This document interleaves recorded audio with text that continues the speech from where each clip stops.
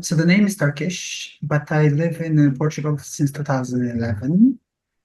Um, and I am doing, so basically just a little bit of like where I'm coming from, and I think that's kind of, sometimes it's relevant. I'm doing like politics, let's say, or activism since 2000s, so without revealing too much of my age. Um, and the way I started was through learning about theory, but at the same time getting involved with mobilizations at the time. This was in Istanbul, and these mobilizations include stuff related to this regime change that was taking place. The same government that the same president now back then was still, well, he wasn't president, but it was more or less the same regime. And the student movement, and then I go to Portugal, and then I'm with the anti-troika, anti-austerity movement, and so on. So there was all this part of getting involved with like being on in the struggles. But I was also learning about theory. However, I would say in retrospect that my actual politicization happened through climate, happened through understanding what climate crisis means and what it actually entails in real life. So, and just here I want to have a small break already, because I want to say something about, like, I noticed, like I was trying to, when I was preparing for this talk, I noticed that Harry, who didn't present himself, but he's one of the people that is in the background, Harry Holmes, wrote an article recently for the Revolutionary Socialism 21 website. Let me see, it's called Marxism in Struggle and What That Means. And it's about, I think it's a reflection on a reading group about 3 texts that come from the primary literature of Marxism. But he mentions 2 things, and I want to pick one of them. Well, he mentions a bunch of things. I'll pick 2 of them. And one of them is about, it's a section called Marx and Engels themselves. And I found that really curious, because that's also kind of, there is a part of it that really touches me about this having life in it, and this thing of like organizers trying to solve real life suffering, right? And like angry with the injustice and trying to solve, and as they are trying to do that, come up with theories, like build theory, because that's the way, like you have to engage in a deeper understanding of what you're trying to solve. And so it's like there's this material, let's say, I don't want to say material, but like embodied process of actually trying to solve something and therefore engaging with theory. And I think this kind of happened to me, and I noticed a lot of people from that got mobilized in this decade, in the previous decade, which was exactly this thing of the basic physical premise that comes through understanding climate emergency, right? Which is to say things like there is a red line of 0 emissions in the world by 2050, which would mean in any country that I lived in, 0 emissions by 2030. So this is the physical premise with which we start. And this is really, as it stands, it looks very a political statement, right? It's just something, some technical language of like, yeah, it's about CO2 basically, right? It's about molecules.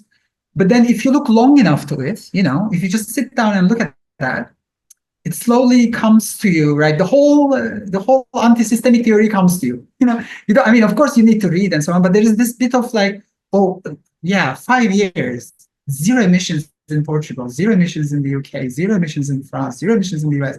That is the red line. That is the task. That is what I'm trying to achieve, right? And then you understand like the big revolutionary potential that is inside that very simple premise. And of course, you could be coming from some other background, right? You can be coming from you may be coming from other movements, other, let's say, political traditions.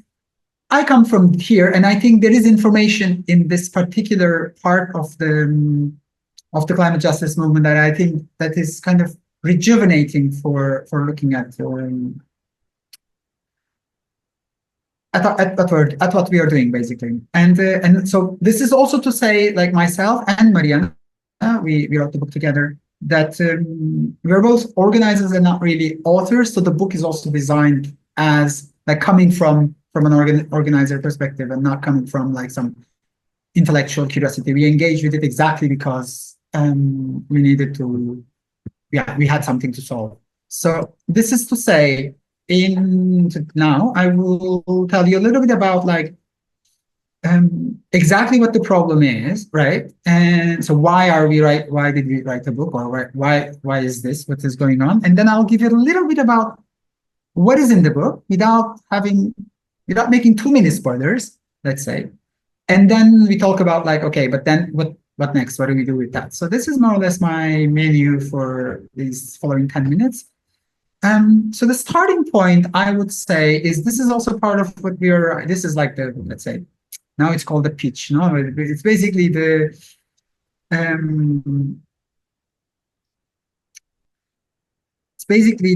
extract of what brings us to the book. And I'm just going to read this through. Our societies and progressive political organizations are caught between the devil and the deep blue sea. They have been there for some time and are imploding in uncertainty. Everyone, organizers and otherwise, everyone is more and more aware of two sets of information. And those two sets of information are systemic change and deadlines, right? And this is the second part that I wanted to mention from Harry's article, which is a very recent article, about this thing of like, we need masses, but we need class leadership to do anything, right? To do any kind of system change. So, but then how do we do it? Like, how do we actually make this happen in today's world, given the climate deadline? So how can we do mass politics, class-informed mass politics with climate deadlines, right? So this is the kind of tough question that is kind of bugging us in the back of our minds. And so the question is, how can we do this? And so basically we build, in the book, we build a theory of change that can hold both of these sets of information, the system change information and climate deadline information, and provide an organizational model to deliver that theory of change so that we can address today's task, right? The task that we have at hand, which is basically dismantling capitalism in the short term. So this is the physical premise of 2030 zero emissions is actually, right? That is what it effectively means. So therefore, this is like the overarching strategy that we are looking for. And throughout the book, the book is very, I wouldn't call it simple, but it's an easy read. And it comes, so the emotional anchoring in the book of this deep anxiety and frustration with ourselves of like not having good answers or good proposals, and the anxiety of like, we have been doing things and it hasn't been working, not just we as in myself, but as in we, the larger movement.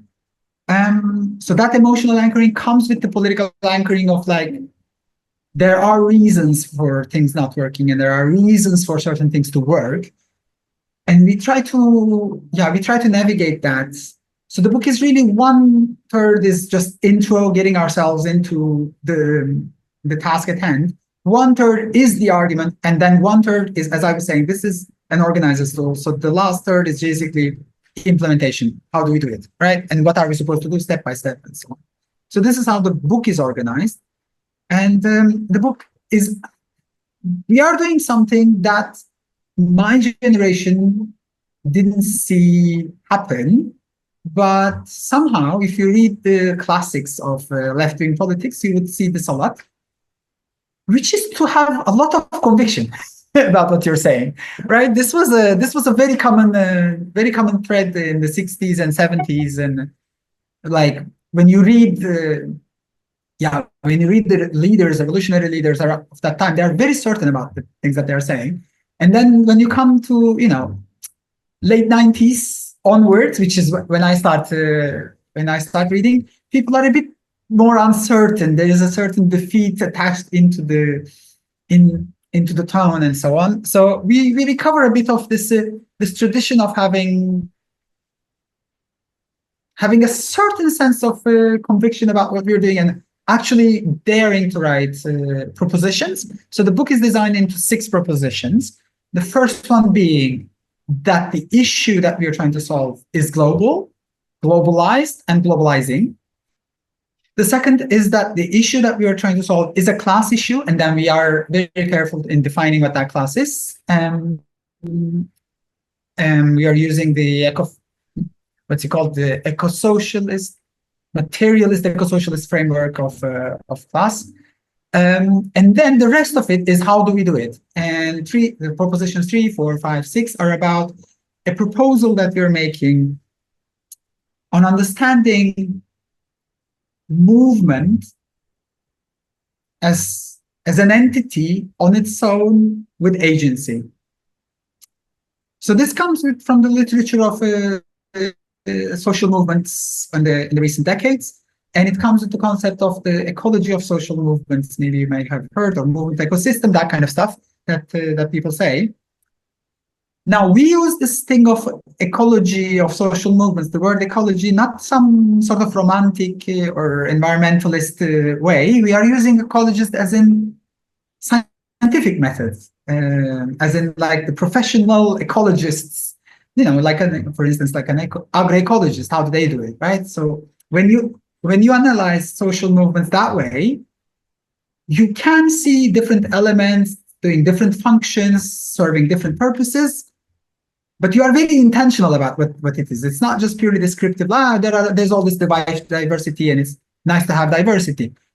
That's not how you treat any ecosystem for it to be alive, right? My body is an ecosystem, and I'm like, whenever anybody, like if we see cancer cells, we take them out, and there are fat cells that we have to get away, like get out of, and then we may want to put other things.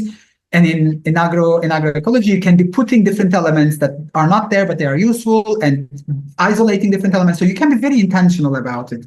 So what we are proposing throughout the book is to understand how complex the problem is, which is the global and the class one and the deadline one, and find a framework, so a theory of change and blah, blah, blah. So I said, a framework that can respond to complexity with complexity and not simplify what we are trying to do, but also not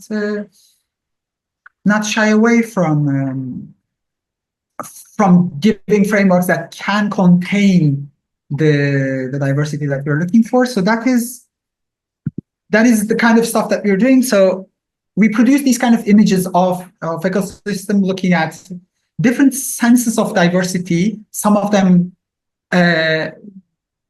self-reinforcing, other mutually reinforcing, others are a bit more like you have to be managing them, you have to tolerate them, others you don't want. So different kinds of intentionality that we are embedding into this ecology of social movement. And of course, if we want to treat the movement as something with agency, it means it has to produce its own intentions and its own direction, right? So that means we are suggesting a stronger coordination sense into this framework that can still hold the diversity, but still has to have a unity in certain aspects. So we're playing with that tension. So this is what the book basically says. We believe that we